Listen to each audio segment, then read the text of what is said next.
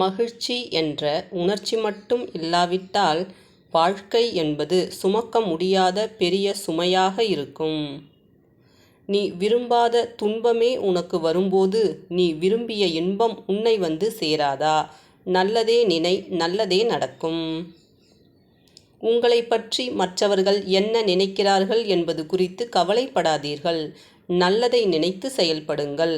எப்படி உப்பின் மதிப்பு உணவில் இல்லாதபோது உணரப்படுகிறதோ உங்கள் மகிமையும் அவ்வாறே உணரப்படும். அதிகம் பேசாதவனை உலகம் அதிகம் விரும்புகிறது. அளந்து பேசுபவனை அதிகம் மதிக்கிறது.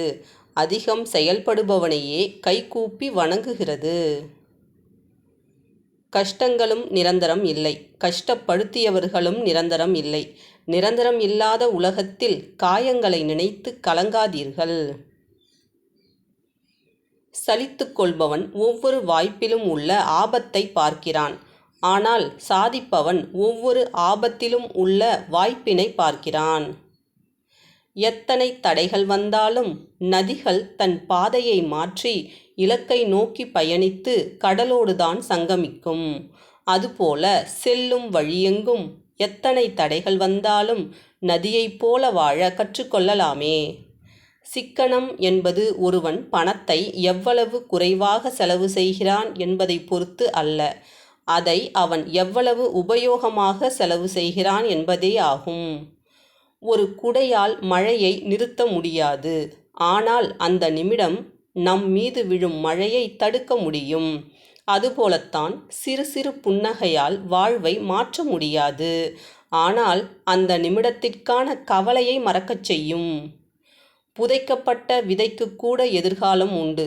வெட்டப்பட்ட மரங்கள் கூட மீண்டும் வளர்வதுண்டு. வெறும் தோல்விகளைக் கண்டு சோர்ந்து போனால் உன் வாழ்க்கையை யார் வாழ்வது? மௌனமாக இருந்து பார், பிரச்சனைகளுக்கு தீர்வு கிடைக்கும்.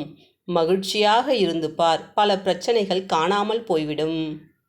ஒரே ஒரு நாள் அடுத்தவர்கள் வாழ்க்கையை வாழ்ந்து பாருங்கள். அதன் பின்னர் அவர்களைப் போல் வாழ வேண்டும், இவர்களைப் போல் வாழ வேண்டும் என்ற எண்ணம் வாழ்நாள் முழுவதும் தோன்றாது.